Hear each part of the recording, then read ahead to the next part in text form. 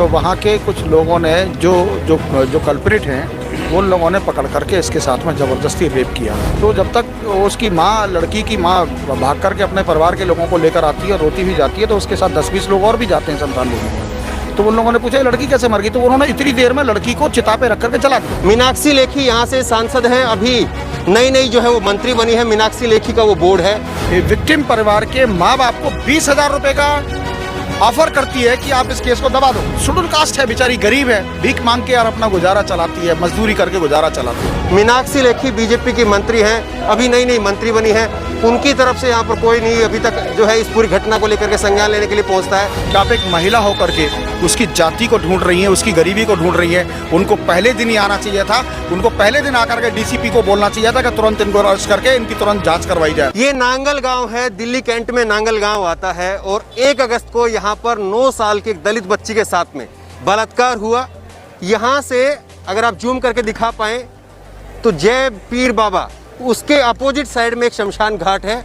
उस शमशान घाट में वो छोटी बच्ची 9 साल की वो पानी पीने के लिए गई थी और वहाँ पर बताया जा रहा है कि वहाँ पर उसके साथ में जो है वो बलात्कार किया गया और फिर उसके बाद में उसको मार दिया गया। ये तमाम चीज़ें आ रही हैं, यहाँ पर मौजूद लोगों से सारी बातें करेंगे। लेकिन यहाँ पर सबसे पहले मैं आपको दिखाना चाहूँगा, ये देखिए 1 अगस्त की रात से शाम से ही जो है वो लगातार यहाँ पर लोग प्रोटेस्ट कर रहे हैं, लेकिन मेन स्ट्रीम मीडिया का एक भी चैनल मेन स्ट्रीम मीडिया का वो आपको नहीं दिखेगा।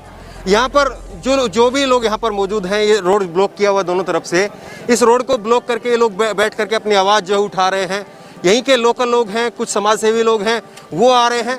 जूम करके दिखाइए वो बोर्ड जो आपको नज़र आ रहा है, मीनाक्षी लेखी यहाँ से सांसद हैं, अभी नई जो है वो मंत्री बनी है। मीनाक्षी लेखी का वो बोर्ड है। मीनाक्षी लेखी का ये एरिया आता है, लेकिन वो यहाँ पर आई है नहीं आई है वो भी पूछेंगे। लेकिन सबसे बड़ी बात ये है कि ये नांगल गाँव है, सीतापुर रामद्वार, ये सीताराम द्वार पुरानी नांगल, ये नांगल द्वार यहाँ पर है और ये रोड यहाँ पर बंद किया हुआ है। सर सबसे पहले तो क्या नाम, आपका नाम बताइए। मेरा नाम ब्रह्मा प्रकाश है। अच्छा, क्या ये जो इंसिडेंट हुआ पहले आप उसके बारे में बताइए। देखिए ये लड़की जो है शाम को वहाँ शमशान भूमि के पास खेल रही थी और खेलते खेलते इसको प्यास लगी, तो ये वहाँ पर गई। तो वहाँ के कुछ लोगों ने जो कल्प्रिट हैं उन लोगों ने पकड़ करके इसके साथ में ज़बरदस्ती रेप किया और रेप करके जब इसकी हालत गंभीर हो गई तो उसको मार दिया गया और उसकी हत्या कर दी। तो जब ये लड़की का दम निकल गया है तो वहाँ के शमशान भूमि के एक पुजारी ने जो कर्मकांडी जो वहाँ का मौजूद व्यक्ति है दाढ़ी वाला, उसने इनके परिवार के पास खबर भेजी कि इनकी लड़की ख़त्म हो गई है। तो वो माँ अब उसकी भाग कर आई, तो उसने कहा कि मेरी बेटी कैसे ख़त्म हो गई, तो उन्होंने आरोप लगाया कि ये वैसे ही मर गई है, इसको हम जला दे रहे हैं। तो जब तक उसकी माँ, लड़की की माँ भाग करके अपने परिवार के लोगों को लेकर आती है और रोती भी जाती है, तो उसके साथ 10-20 लोग और भी जाते हैं शमशान भूमि में। तो उन लोगों ने पूछा ये लड़की कैसे मर गई, तो उन्होंने इतनी देर में लड़की को चिता पे रख करके जला दिया। इतनी ही देर में चिता पे रख कर जला दिया, उन्हीं के सामने। हाँ, उन्हीं के सामने, और जलती चिता पे रख दिया। और उन लोगों ने लड़की को जलती हुई चिता पे से निकाला है। तब तक ये लोग पहुंचे थे, तब तक तो वो आधे से ज़्यादा पूरा हिस्सा जो है उसका पूरा जल गया था। उसके घुटने से नीचे तक का हिस्सा केवल बचा है, पैर बचे थे, बाकी पूरा उसका ऊपर का अंग जितना भी था, घुटने से ऊपर का अंग, वो सारा जल चुका था। तो इन लोगों ने, कुछ लोगों ने उनको डराया धमकाया, तो उन्होंने इस चीज़ को एग्री किया कि इसके साथ में रेप हुआ है। तो फिर पुलिस को फ़ोन किया गया, पुलिस उनको पकड़ कर ले जाती है और पुलिस जो है उससे पहले विक्टिम परिवार के माँ बाप को 20,000 रुपये का ऑफर करती है कि आप इस केस को दबा दो, लालच देती है। और उसमें पुलिस के खुद सिपाही शामिल रहते हैं और उनको बचाने की कोशिश की जाती है। और बचाने की जब कोशिश होती है तो फिर जब यहाँ के लोगों को जब ये पता चलती है कि लड़की का रेप करके उसकी हत्या की गई है और उसको जला दिया गया है, तो लोगों में बेटी के प्रति गुस्सा आता है और लोग इकट्ठे होते हैं। इकट्ठे होने के बाद जब वो थाने पर जाते हैं, ऊधम मचता है, तो उसके बावजूद भी पुलिस उसकी एफआईआर दर्ज नहीं करती है। ये एफआईआर दर्ज नहीं करना, ये सबसे बड़ी नेग्लिजेंसी ऑफ ड्यूटी है। और नेग्लिजेंसी ऑफ ड्यूटी क्या वजह मानते इसके पीछे? जाति और गरीबी। क्या जाति? गरीबी। शेड्यूल कास्ट है, बेचारी गरीब है, भीख मांग के यार अपना गुजारा चलाती है, मजदूरी करके गुजारा चलाते हैं। सोचा कि ऐसे ही निकल जाएगा मामला? ऐसे ही निकल जाएगा, 20,000 रुपये देंगे तो ऐसे ही मामला शांत हो जाएगा। लेकिन क्या है उसको बहुत कोशिश की गई। रात को ये घटना होती है, शाम को 6 बजे घटना होती है और उसको ये बताया गया है कि लड़की की डेथ 5 बजे हो गई है, जबकि वो 6-7 बजे के पीरियड में ये घटना होती है और उसको मृत घोषित करके उसको जला दिया जाता है। कितना दर्दनाक सीन होगा वो। अच्छा, ये पुलिस ने बिल्कुल भी ना तो उनको हाथ लगाया, ना मारा, ना पीटा, उनको बाइज्जत तरीके से थाने में ले जा करके बिठाए रखा है, उनके खिलाफ एफआईआर तक दर्ज नहीं की है और एक सामान्य सी हत्या दर्ज करके पहले ये कोशिश की गई कि ये लड़की करंट से मरी है। तो ये सबसे बड़ी शर्मनाक बात है कि पुलिस ने उसको एक मतलब नेचुरल एक्चुअल डेथ बता करके उसको खत्म करने की कोशिश की है। डीसीपी से आपने भी अभी सवाल भी किया, हाँ, लेकिन ये सवाल एक ये भी है कि जो 4 नाम है आरोपियों के, जो अलग अलग रिपोर्ट में भी छप चुके हैं, अलग अलग अखबार में छपे हैं, वायर में भी छपे हैं, लेकिन उन नामों को लेकर के यहाँ के लोग कह रहे हैं कि वो नाम हम नहीं जान रहे हैं। देखिए, वो शमशान भूमि में है और वो शमशान भूमि में मुर्दा जलाने का काम करते हैं, कर्मकांडी हैं वो लोग। वो शराब पी करके उन्होंने इस कृतज्ञ को अंजाम दिया है। यहाँ के किसी भी आदमी को नहीं पता होगा, क्योंकि कोई भी आदमी उस समय पर नाम नहीं पूछता है जिस समय पर मारपीट होती है। लोगों ने उसके साथ में मारपीट की है और तब पुलिस ने उनको जाकर के अरेस्ट किया है।